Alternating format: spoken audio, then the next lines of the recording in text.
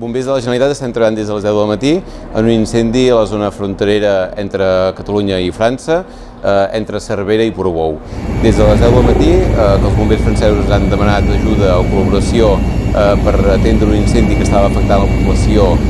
de Cervera, i estem treballant, un incendi que primer ha anat cap a la zona habitada de Cervera i que s'ha recol·locat pel fort vent, que no ha deixat de bufar i que continuarà bufant fins a migdia, que ara ha fet que l'incendi estigui entrant a la part catalana en unes 96 hectàrees.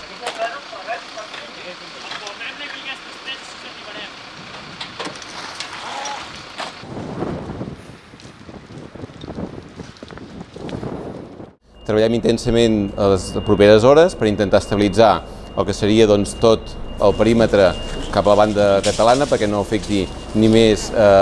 població ni més hectàrees. A hores d'ara la població afectada seria una vintena de persones franceses que estan allotjades de moment de manera preventiva al pavelló de Portbou, una afectació també que afecta a la línia de tren i també a la línia viària, que no es pot circular a banda i banda de Catalunya i de França, i també hem de lamentar un ferit lleu d'un bomber que per inhalació de fum que està a l'espera de donar-se d'alta a l'Hospital de Figueres.